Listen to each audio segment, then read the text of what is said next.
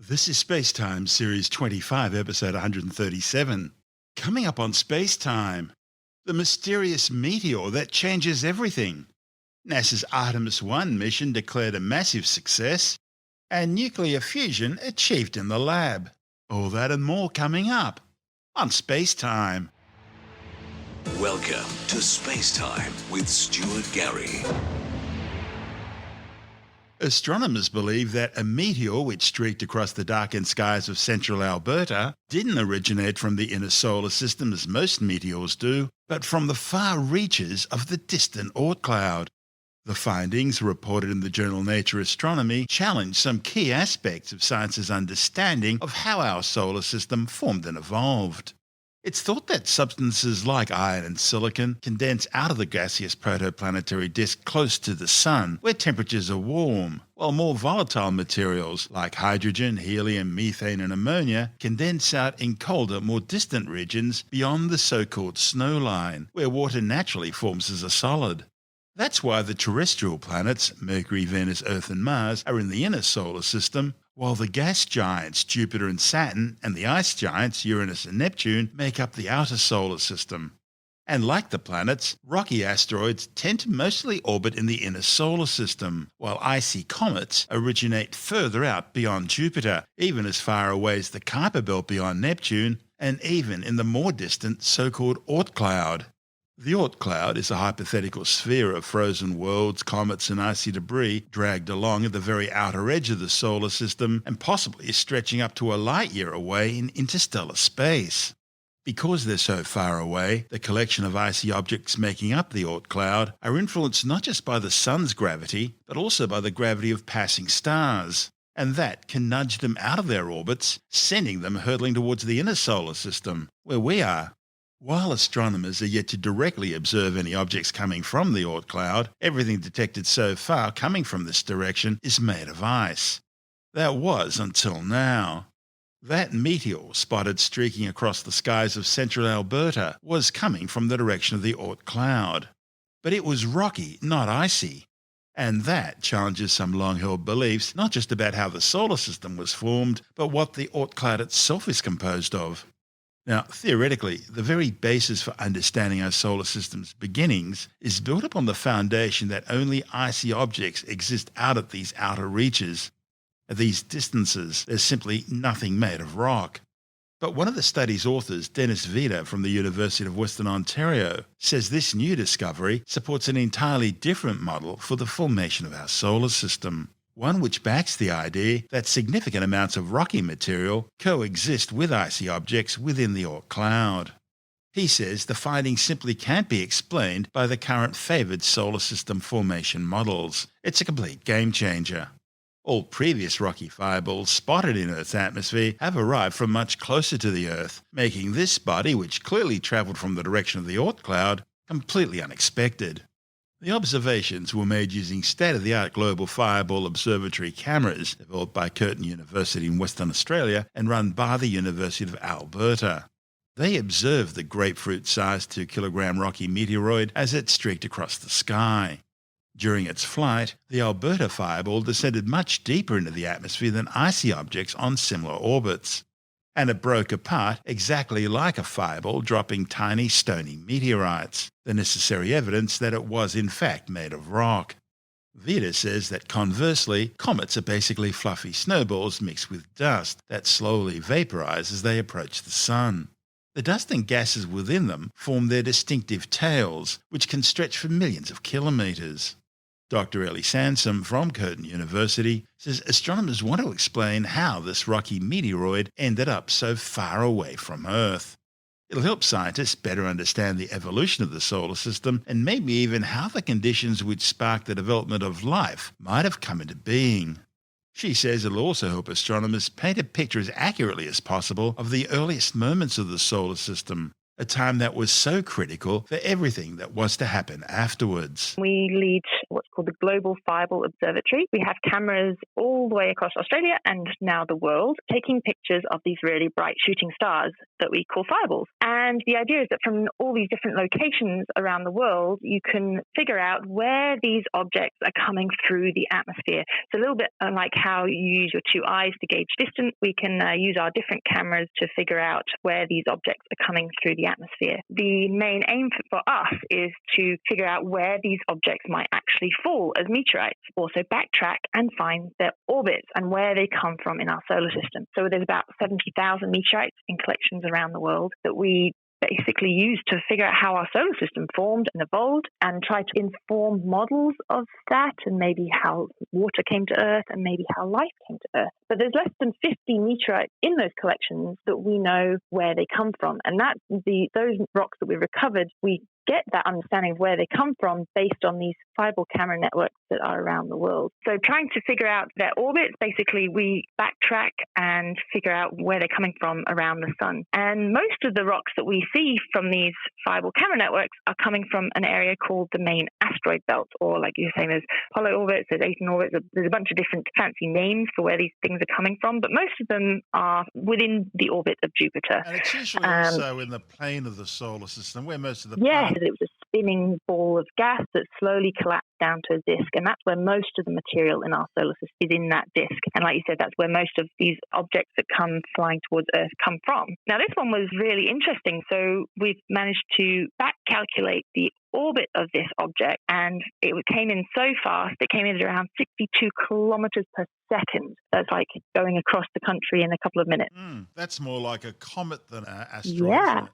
Yes, and that's actually really what we're really surprised about, is the material that's coming from that far away that comes in at those speeds. We usually associate with cometary material. Now, cometary material is a combination of mostly icy and dusty material, and when they come close to the sun, they start shedding that or melting or sublimating and leaving that trail of gas and dust behind them. But when we try to model how our solar system formed and evolved, we usually say, well, all the icy stuff is all the way out there and all the rocky stuff is here in the middle. But this object that we saw come from all the way out there was not something fluffy and icy when it came through. It was really quite strong. And so we were able to, although it didn't drop a meteorite that we can go and recover, its trajectory through our atmosphere, we were able to figure out that it was something that was really quite strong. It punched so deep into the atmosphere that it can't have been anything other than rocky material. So this is the first time we have seen something that large come from that far away and not be icy. It's an interesting time to talk about this because we've got the Geminids meteor showers happening now, and the Geminids are caused by a very interesting meteor, a very interesting asteroid, which a lot of people refer to as a rock comet. Yeah, so something that with the Desert Fireball Network and the Global Fireball Observatory, we keep saying, we're trying to see all of these objects come up through our atmosphere to figure out if there are any things called asteroid streams. So meteor streams or meteor showers come from known parent bodies that are typically icy, rocky material, and they leave that trail of gas or dust and ice behind. And as the Earth comes through that trail, we get that shower all at once. 99% of these are definitely icy, rocky bodies that we're intersecting their dust particles from. But the Geminid meteor shower is one that, is very unique. Parent body that it comes from that we have seen with telescopes, it's not what we call outgassing. It's not spewing out icy, dusty particles in the same way. So some people think that this is an asteroid stream. It is an asteroid that is just shedding off rocky material as it goes around the sun rather than ice and dust. This is the asteroid Phaeton we're talking about here. Yes, comet. Most meteor showers come from comets, but there are two annual ones which we know of, Phaeton being one of them, Geminids in other words, which appear to come from asteroids, but they're asteroids on really unique orbits, very comet-like orbits. We still call them comets, but there's still a very strong debate about whether we can actually call them comets. And some people call Phaeton a dead comet. They think maybe it's the remnant of an old comet and we've just gone all the way down to the core. It's lost all of its icy material and it's no longer spewing material out, and it's a dead comet. So although the material we're coming through could still be from remnant times when it was icy and just dust, what we're seeing as the parent body with the telescope is just a dead comet now. But it's really, like you said, it's on a really interesting orbit. So was it once a comet? or was it actually something from the main inner asteroid belt, or where all this rocky material usually sticks around, and got flung out? And that's what this paper is basically saying, is that there's a few different models of how our solar system formed. Some of them say that everything just formed in place, and what we see today very similar to those early days, and there's not much migration that has happened between all the bodies. But there's other ones that are saying that the big planets like Jupiter and Saturn have actually caused a lot of chaos in our history, and they've caused the material to move around from the inner solar system to the outer solar system and vice versa. And this is the grand TAC model here of planetary migration. Yes, it's using these great planets that have kind of got into what we call a resonance, and then they basically get a bit unhappy with sitting that close together in orbital space and make all of the material fly around. And so that's what we're now looking into, is that this is actually this object that we've seen that is rocky material on a cometary-like orbit. And we've actually worked out there's about 1 to even 20% of contamination of rocky material in that faraway Oort cloud, which is basically saying there has to have been this large, chaotic early solar system. And Jupiter and Saturn might not actually have formed in their positions that they are today. They might have formed a little bit closer in or a little bit further away. And that giant planet, what we call giant planet migration, is when they have interacted with each other and thrown material out, but also changed their own orbits as well. It really is the most beautiful, elegant puzzle, isn't it?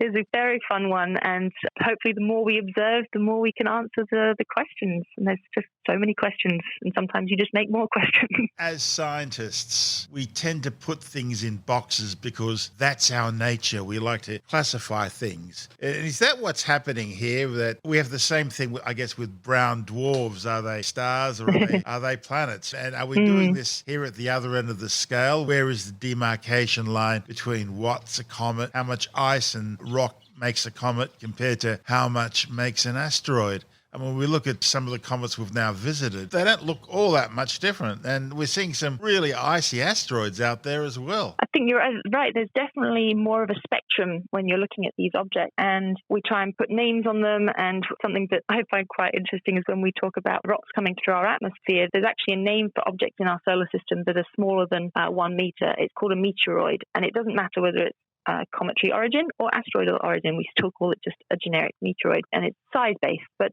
who's to say that when it gets to 1.2 meters that it changes suddenly?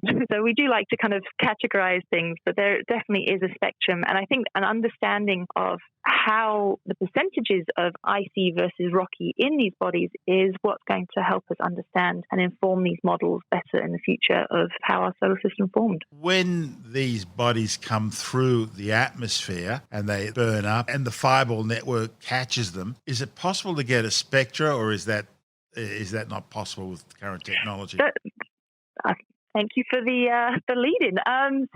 So getting a spectra of fireballs is something that people have been desperately trying to get into. And the hard thing so far has been that these spectral instruments are quite narrow field of view. So to be able to capture one in your narrow field of view is quite a unique or rare or lucky occurrence.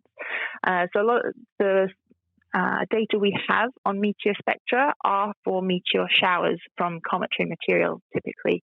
When you know that there's a shower, you know there's going to be lots of material flying around, you can just point your spectral instrument up and you're more likely to get lucky during a meteor shower. But something that we're actually doing at the moment here in Australia is we're partnering with some colleagues from Slovakia, and we've put out a few all-sky spectral instruments in the middle of the Nullarbor. So we have got a few hits already, which are pretty exciting, and we're starting to look into those now. But hopefully we'll get a few more events like that in the future, because obviously when we're trying to match the chemistries of these objects to their orbits, we can do that through the meteorites themselves. So if they survive the atmosphere, we can go and recover the meteorite, we can analyze their chemistries, and we can match that to different orbital areas of our solar system. But you can also do that, as you say, through spectra as well. And you don't have to have a meteorite that survives. But obviously it is a bit harder to do, but we're getting there. What do you think is the Oort cloud? Is it just vagabonds from the solar system, or is it a mix of objects that were from the solar system's formation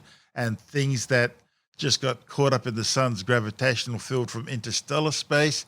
Is it stuff that the sun's stolen from other stars early in its formation? I think it's a mixture of both. It's definitely a lot of material from the early solar system that got thrown out and didn't quite make it to escaping. But we do have interactions with other stars although it sounds really long timescales, 200 million years, we do actually come close to other stars. And those are the times when material that's stuck in the Oort cloud can actually get thrown back into the inner solar system, like this object that we saw over Alberta that probably came back to the inner solar system after the last time we passed our nearest star about 70,000 years ago. So there's nothing there really saying that, well, we came close to another star, our Oort cloud got affected by it. We probably picked up some material along the way as well. Although it's now gravitationally bound, it's going to be really hard to prove whether they come from our solar system or not. But there are a few different ways that we would be able to tell that if we actually picked up a meteorite. If we managed to pick up a meteorite that was not formed from our solar system, there's some geochemical markers,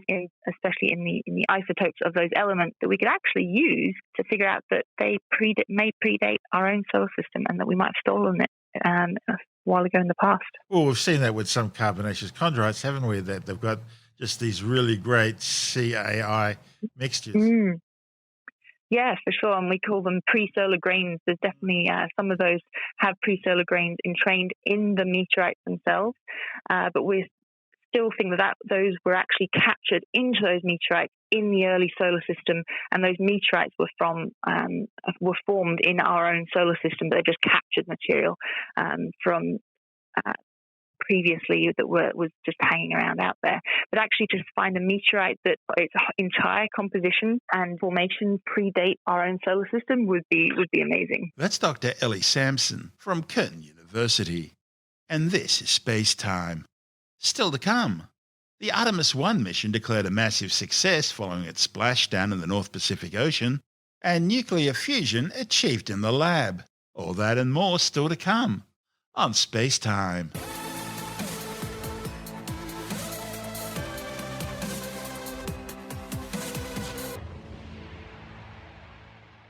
NASA's Artemis 1 Orion spacecraft has successfully splashed down in the North Pacific Ocean, 160 kilometres west of Baja California, ending its record-breaking 2.6 million kilometre journey beyond the Moon and back.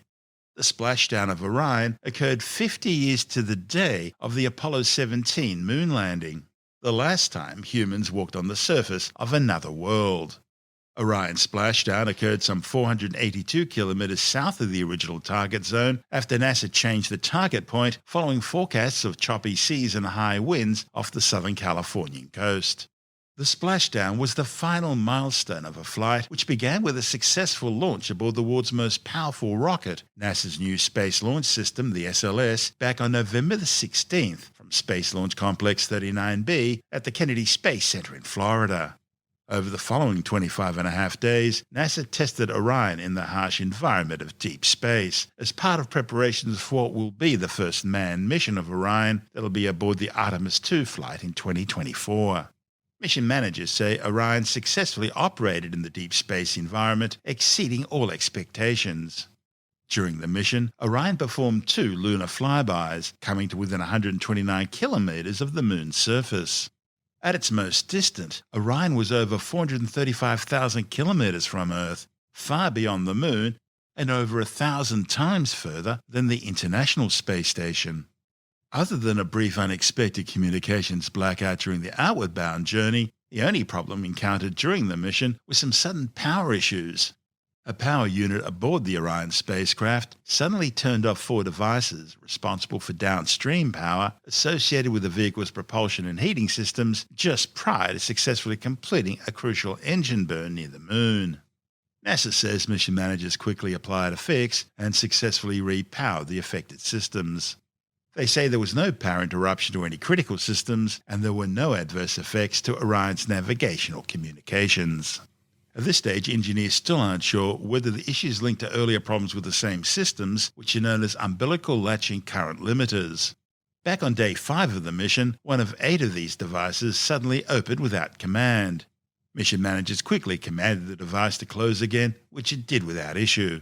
Prior to entering Earth's atmosphere, the Orion crew capsule separated from its service module, which was the spacecraft's propulsive powerhouse provided by the European Space Agency.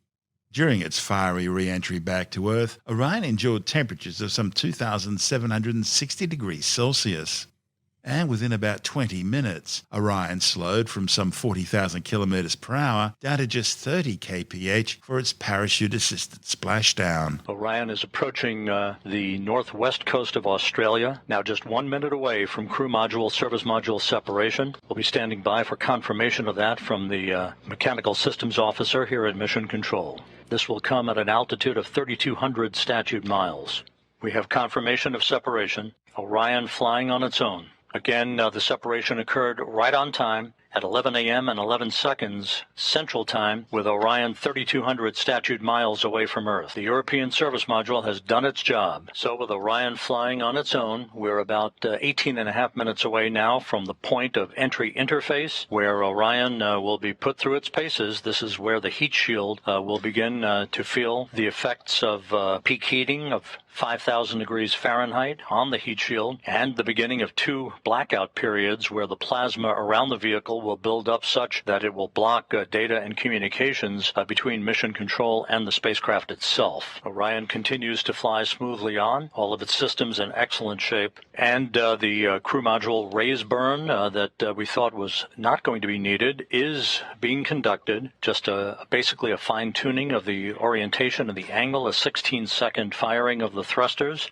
and a good burn reported, 8.12 feet per second in a change in velocity. So the raise burn was executed. That will further fine-tune Orion's path at the proper azimuth or orientation, where the heat shield is at its optimum angle, to begin the repulsion of the heat that will build up around the heat shield at the time that we begin entry interface. Entry interface is scheduled at 11:20 and 14 seconds a.m. Central Time at an altitude of 400,000 feet. At that point, Orion will be traveling 24,464 miles an hour with a range to splashdown of 3,659 statute miles. Flight controllers reporting a solid lock with the tracking and data relay satellite system, receiving data that's being processed through the TDRS network. Just a reminder that after we pass into the Earth's atmosphere at the speed at which we're going, and with the temperatures expected to build up very quickly for peak heating around the heat shield of Orion, we will begin the first of 2 blackout periods, the first of which is scheduled to begin at 11:20 and 16 seconds a.m. Central Time and will last about 4 minutes and 48 seconds. At that time, entry guidance, which has been stored on board, pre-programmed commanding for Orion to continue to point its way toward the splashdown zone, will take over. The first blackout period should end around 11:25 and 4 seconds Central Time. That will set the stage for the skip entry, basically the maneuver that will enable Orion to dip into the Earth's atmosphere and skip back out of the Earth's atmosphere and dip back into the Earth's atmosphere like a rock, a flat rock on a pond that will continue to dissipate energy and heat on the spacecraft, and is a maneuver that data will be gathered for to try to bring in multiple splashdown sites for crewed missions in the future. The second of the 2 blackout periods is scheduled to begin at 11:29 and 3 seconds a.m. Central Time, and that will last for about 2 minutes and 50 seconds till about 11:31 and change. That'll be the final blackout period, after which we should lock up solidly for the remaining 8 minutes or so until splashdown. This is Mission Control Houston, 12 minutes away from entry interface. Everything is going by the book so far here in Mission Control, very quiet on the loops. Entry Flight Director Judd Freeling and his team of flight controllers watching carefully over their data as they oversee the arrival of Orion for its splashdown site west of Baja, California. Time to splashdown 31 minutes. During the period of the 2 blackouts, and even after we have emerged from the second of the 2 blackouts, Orion, through a series of pre-programmed commands stored on board, will conduct a series of role reversals. This is very much like space shuttles conducted during their entries back to Earth, where it will roll to the left and then back to the right, banking role reversals that will bleed off excess energy, excess inertia, and speed, and control the thermal characteristics characteristics of the vehicle as it heads towards its subsonic point, where it will go under Mach 1. It will go subsonic at about 11:34 and 55 seconds a.m. Central Time, some 5 minutes before splashdown. If everything goes as planned, Orion will reach an altitude of 40,000 feet at 11:35 a.m. Central Time, just about a minute before forward bay cover chute deploy begins. The series of 11 chutes, 3 that will pull the forward bay cover off of the top of the crew module. That'll be followed by the deployment of the drogue chutes, and then the 3 large main parachutes, 3 orange and white parachutes. That'll be the moment we'll be waiting for. 27.5 minutes until splashdown. We're just 8 minutes away from the point at which Orion will dip into the Earth's atmosphere and begin what basically is a hellish entry, where temperatures around the spacecraft will raise to about 5,000 degrees Fahrenheit. That's half as hot as the outer surface of the sun. Orion is actually traveling over the South Pacific at the moment, moving from south to north, currently traveling at 23,000 miles an hour. We're about 5 minutes away from entering the first of the 2 blackout periods, which will last about 4 minutes and 48 seconds. A journey that began with the power of the launch of the Space Launch System 25.5 days ago, about to reach its final minutes in the searing heat of re-entry, where temperatures around Orion will build up to 5,000 degrees Fahrenheit. Traveling just under 25,000 miles an hour with a range to splashdown of 3,659 statute miles. We're going to be losing all of the data here shortly once we enter into the Earth's atmosphere and begin the first of the 2 blackout periods. Entry interface has begun. Entry interface at 400,000 feet. Orion traveling just under 25,000 miles an hour. This is the moment of truth for Orion. When we emerge from this first blackout period, we'll be at an altitude of 274,000 feet, traveling just under 17,000 miles an hour with a range to splashdown of 2,000 statute miles. Standing by for a reacquisition of signal. And we have data from Orion. Orion out of the blackout period.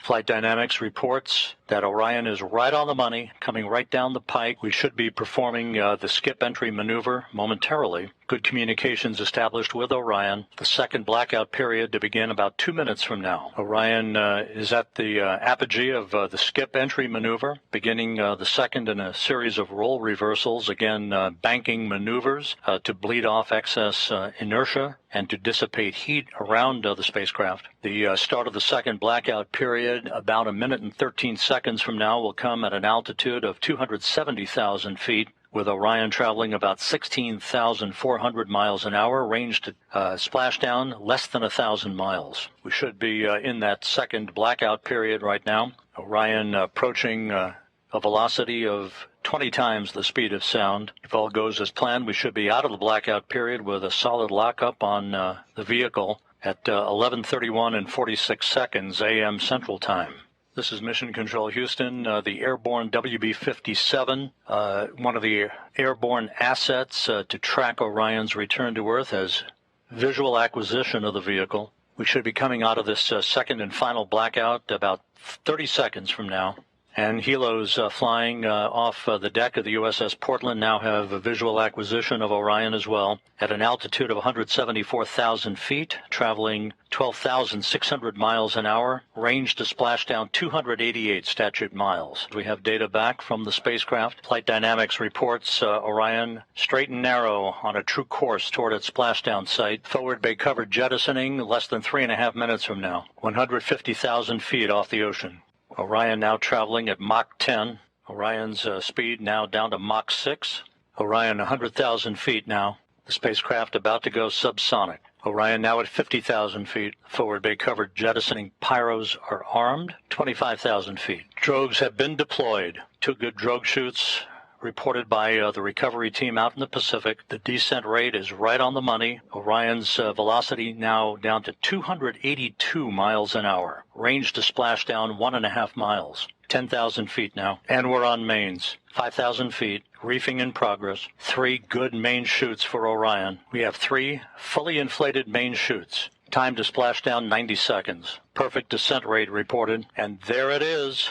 High over the Pacific, America's new ticket to ride to the moon and beyond now in view. Orion under its chutes descending toward splashdown. Orion in the perfect orientation for splashdown, just seconds away. 1,000 feet. Good descent rate, 500 feet. Splashdown. From Tranquility Base to Taurus Littrow to the tranquil waters of the Pacific, the latest chapter of NASA's journey to the moon comes to a close.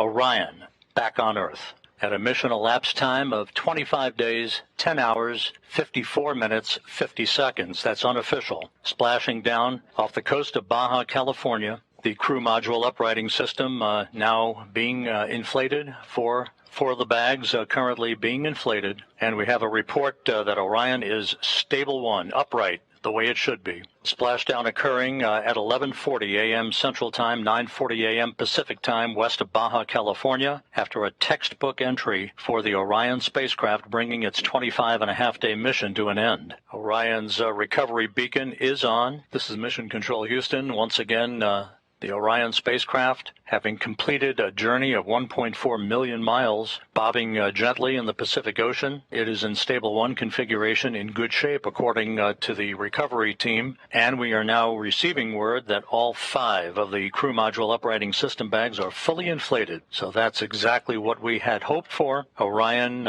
safely bobbing up and down in the Pacific Ocean. We are estimating that it splashed down around 5 nautical miles away from the USS Portland. The recovery ship and Navy boats and divers will be approaching the vehicle before long. First of the Navy helicopters now approaching the vehicle, and here in Mission Control, some of Orion's systems no longer needed are being powered down. Many of them will stay powered up for the next 2 hours while we conduct a series of test objectives to characterize the thermal conditioning of the spacecraft. That will be important for future data for crewed missions to determine how long the crews can remain comfortable inside a vehicle returning from the moon. We also will be conducting tests of the beacon and SARSAT system for maintaining tracking of the spacecraft, for recovery forces that will be approaching the spacecraft in the future. And coming up in the next hour and a half will be the reactivation of an ammonia boiler system that will provide cooling in the spacecraft, as it will when crews return from their missions on board Orion. During its test flight, Orion stayed in space longer than any spacecraft designed for astronauts had done without docking to the space station. And while in its distant lunar retrograde orbit, Orion surpassed the record for distance travelled by a spacecraft designed to carry humans previously set during Apollo 13. Following its splashdown, helicopter and inflatable boat recovery teams converged on the capsule and quickly secured Orion aboard the USS Portland, which then proceeded to San Diego. The recovery operation consisted of a large team, including specialist personnel and assets from the U.S. Department of Defense, including Navy amphibious specialists, Space Force weather meteorologists, and Air Force technicians, as well as engineers and scientists from NASA's Kennedy Space Center, the Johnson Space Center in Houston, and from Lockheed Martin Space Operations.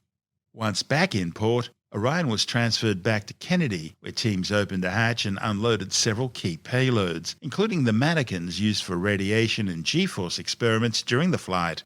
Next, the capsule and heat shield will undergo testing and analysis over the course of several months. Artemis 1 was the first integrated test of NASA's deep space exploration systems, designed to return humans to the moon, this time to stay, and eventually onto Mars and beyond. And it's designed to be a reusable system, with some Artemis 1 components to be reused aboard the manned Artemis 2 flight.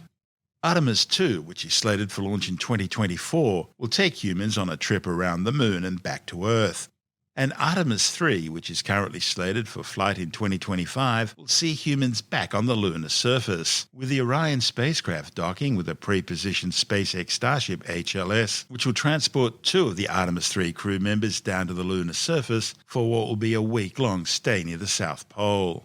At this stage, NASA thereafter plans to launch at least 1 mission to the moon every year. And so production continues on both launch vehicles and spacecraft for the missions. Right now, the SLS core stage for the Artemis 2 mission is scheduled to be completed and delivered to the Kennedy Space Center next year. And the engine section for Artemis 3 is already at the Kennedy Space Center, where it's being outfitted in preparation for integration with the rest of the rocket. NASA's also finalized a $3.2 billion contract with Boeing to continue manufacturing core and upper stages for future Space Launch System rockets for future Artemis missions. This will see some production facilities moved from Louisiana to the Kennedy Space Center in Florida. Back in 2019, NASA provided initial funding and authorization for the Artemis 3 core stage. Under the new contract, Boeing will have funding to complete construction of SLS core stages not just for Artemis 3, but also for the Artemis 4 mission, and they'll be commencing work on the core stages for Artemis 5 and 6. Boeing will also be providing the upper stages for the Artemis 5 and 6 missions. Now, currently, as part of NASA's contract with Boeing, they may order up to 10 core stages and 8 upper stages to support future Artemis missions through into the 2030s. But they won't all be the same. The SLS rocket is designed to evolve to more advanced configurations as needed to power future missions. Each SLS rocket configuration uses the same 65-metre tall core stage, equipped with 4 Space Shuttle RS-25 main engines and 2 strap-on solid rocket boosters, also based on designs originally used on the Space Shuttle. In all, that produces more than 2 million pounds of thrust, more than any other rocket, including NASA's famous Saturn V Apollo moon rocket. For the first 3 Artemis missions, the SLS uses an interim cryogenic propulsion upper stage equipped with a single RL-10 engine. These are a stretched and human-rated version of the upper stages used aboard the United Launch Alliance Delta IV launch vehicle.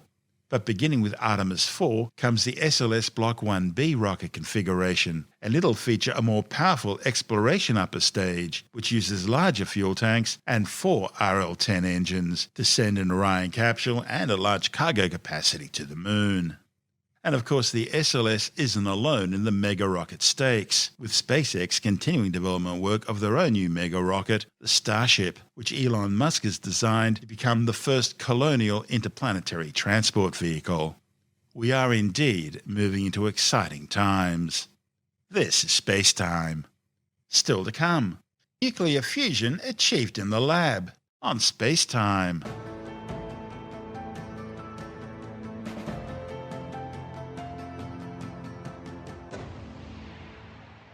Scientists in the United States have achieved a major milestone in nuclear fusion research, producing a net gain of energy for the first time. The research team from the Lawrence Livermore National Laboratory's National Ignition Facility in California fired a bank of 192 high-powered lasers at a target fuel pellet, generating temperatures multiple times that at the center of the Sun, and in the process triggering a nuclear fusion reaction within the pellet, releasing more energy than what it took to trigger the fusion event in the first place. The experiment surpassed the fusion threshold by delivering 2.05 megajoules of energy to the target, resulting in an output of 3.15 megajoules of fusion energy. Known as a net energy gain, it's a major breakthrough in the decades-long quest to harness the same process that powers the Sun. United States Energy Secretary Jennifer Granholm describes the historic achievement of fusion ignition as one of the most important scientific feats of the 21st century. Scientists see nuclear fusion as a limitless, clean method of energy production using seawater, one that will ultimately help end global warming and climate change. Current nuclear power stations use nuclear fission, in which uranium atoms are split apart, releasing tremendous amounts of energy to heat water, make steam, and spin turbines to generate electricity, and unfortunately also producing high levels of radioactive wastes. More than 10% of the world's electricity comes from nuclear power plants. And that's only going to increase as the world moves away from coal-fired power as a baseload energy source. Nuclear fusion produces energy by forcing 2 hydrogen atoms together, forming a helium atom and releasing high-energy neutrons. Now, in the Sun, this process happens naturally because core temperatures exceed 15 million degrees Celsius and pressures reach some 3.84 million pounds per square inch. That's some 26.5 petapascals. But duplicating these extreme conditions on Earth has proven to be far more difficult, and the entire process has become the holy grail of nuclear fusion since the 1950s. The laser fusion process employs ultra-short picosecond bursts of very high-energy lasers, producing the extreme temperatures and pressures needed to trigger a fusion reaction. These laser pulses can heat and compress hydrogen isotopes to just a fraction of their size, forcing them to fuse into helium and releasing high-energy neutrons. The Lawrence Livermore National Laboratory's National Ignition Facility in California achieves deuterium-tritium nuclear ignition using a laser producing over 2 million joules of energy in a sudden pulse lasting just a nanosecond. That's 1,000 millionth of a second. Normal hydrogen is also known as protium, and it consists of a single proton in its nucleus orbited by just one electron. Deuterium differs in that its nucleus also contains a neutron, and tritium has a proton and 2 neutrons in its nucleus. But laser fusion ignition is only one of 2 paths physicists are following in their quest to achieve nuclear fusion. The other involves magnetic confinement fusion, in which a superheated plasma is confined in a donut-shaped ring called a tokamak using powerful magnets. The plasma is made up of heavy and superheavy isotopes of hydrogen, deuterium and tritium. These isotopes are heated to 100 million degrees Celsius by powerful electric currents within the tokamak. At these extreme temperatures, the electrons are ripped from their atoms, forming a charged plasma of hydrogen ions. Cryogenically cooled magnets confine the plasma to an extremely small area within the ring, maximizing the chances that the superheated ions will fuse together, giving off energy. And once again, the heat generated can be used to turn water into steam, which spins turbines producing electricity. Right now, there are more than 200 experimental tokamaks around the world. But to date, they've all consumed more energy than they produce. A massive international tokamak project, ITER, the International Thermonuclear Experimental Reactor, is now under construction in southern France with the aim of starting operations in 2027. Meanwhile, physicists in Germany are using a variant of the tokamak known as a stellarator. It uses a twisting ring design with changes in geometry and differing magnetic fields in order to control the plasma for longer periods compared to the short bursts which tokamaks achieve. And while the laser fusion process now appears to have passed a major milestone, there's still a long way for that to go before it reaches commercial viability. This is SpaceTime.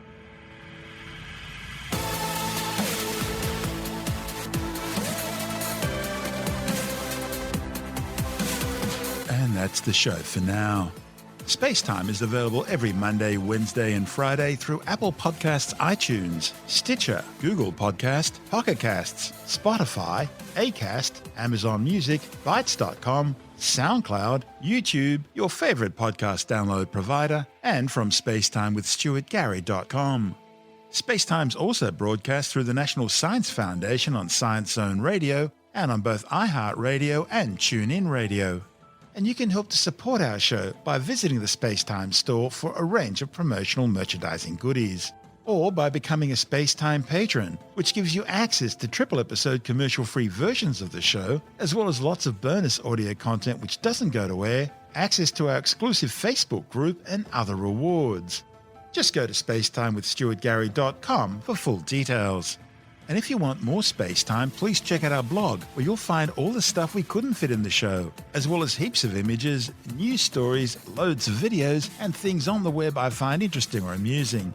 Just go to spacetimewithstuartgary.tumblr.com. That's all one word, and that's Tumblr without the E.